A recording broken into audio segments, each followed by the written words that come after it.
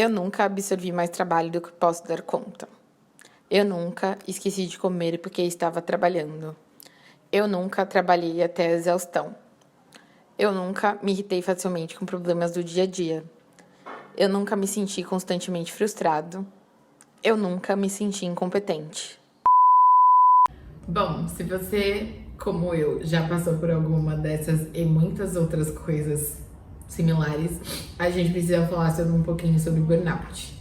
Lendo aqui, o burnout é um distúrbio psíquico de caráter depressivo, classificado pela OMS como doença e tem sintomas muito próximos ao da depressão. Na minha sensação, ele é como se fosse uma depressão engatilhada por situações de trabalho.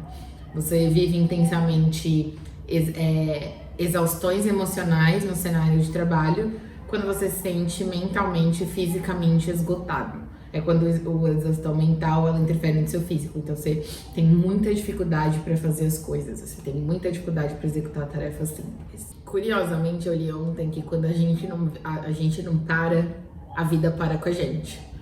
E em dado momento foi isso que aconteceu comigo, a vida parou comigo. Eu dei curto, tipo eletrônico, quando você tira um fio, ele não funciona mais, dá e acaba e apaga. Foi isso que aconteceu, eu só apagava e não conseguia fazer as coisas, eu ficava meio que num ponto morto. E então, se eu executava 10 coisas num dia, se eu conseguisse executar 2, era muita coisa.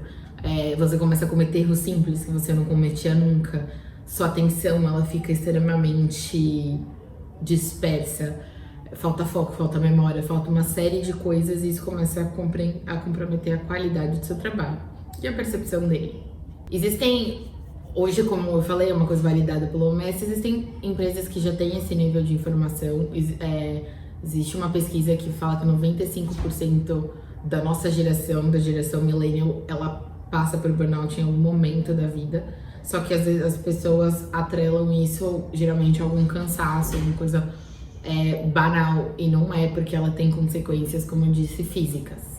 Uma das coisas que me fez perceber o quão comprometida a minha saúde estava foi um dia numa época de muito volume de trabalho, onde eu acordei tipo 7 horas da manhã e tinha uma série de mensagens já solicitando coisas.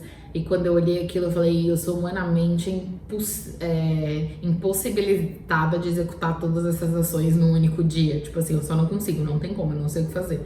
E eu lembro de levantar da cama e encostar na pia, tipo, do meu banheiro, olhar no espelho e falar, e ter a sensação de que eu ia de fato morrer. Porque aquela agonia tava me matando. E aquilo foi muito complicado, porque é uma dor muito forte. A gente fala, é muito difícil de explicar a dor, mas é uma dor muito forte.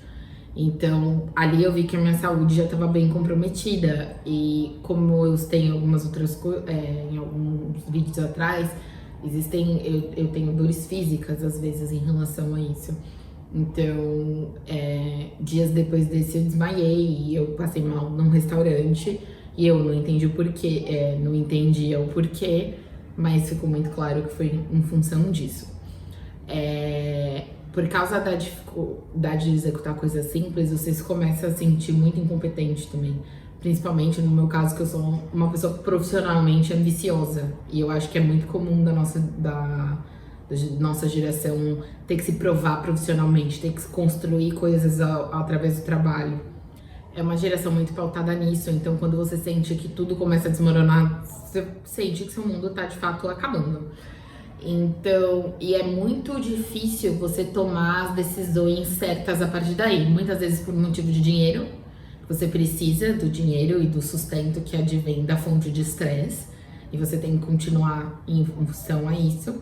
Então, a melhor coisa que pode ser feita se você sente que o estresse do seu dia a dia profissional tá te atingindo, é conversar com a pessoa que te acompanha, se ninguém te acompanha, procurar um acompanhamento.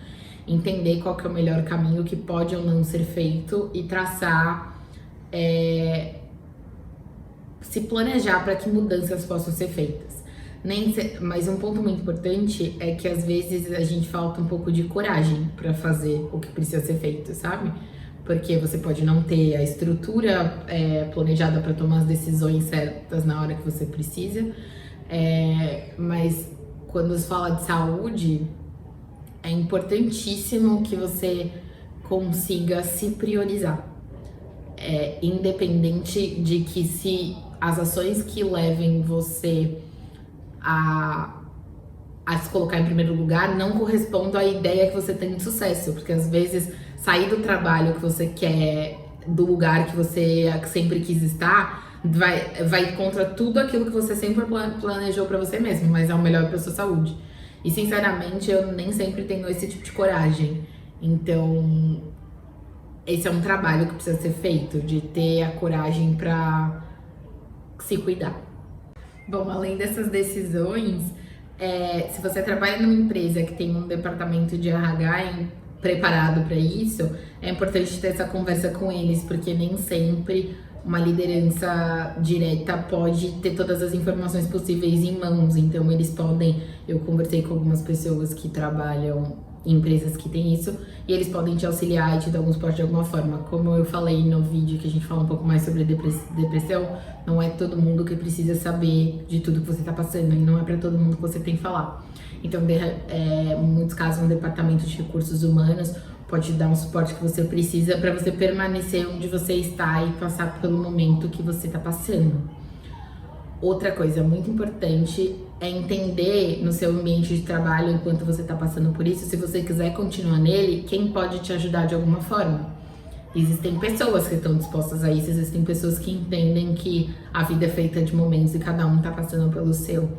Então, se você sentir que você pode confiar em alguém que pode te ajudar nas tarefas mínimas que você não está conseguindo executar, é importante ter esse tipo de conversa também. E mais uma vez, é importante lembrar de que você tem que ser a sua primeira escolha. Sempre. E a gente não pode, nem que tenha que colocar um post-it. Eu escrevo muitos post-its, eu faço design de post-its às vezes, pra lembrar desses pequenos cuidados que precisam ser feitos no dia a dia. A gente é o nosso primeiro patrimônio. Então, se você foi ajudado por esse vídeo, você acredita que outras pessoas possam ser um pouquinho ajudadas por ele também, você pode curtir aqui embaixo, compartilhar e comentar, que eu vou adorar conversar um pouquinho mais sobre isso com você. Um beijo e até semana que vem, que é o nosso último vídeo.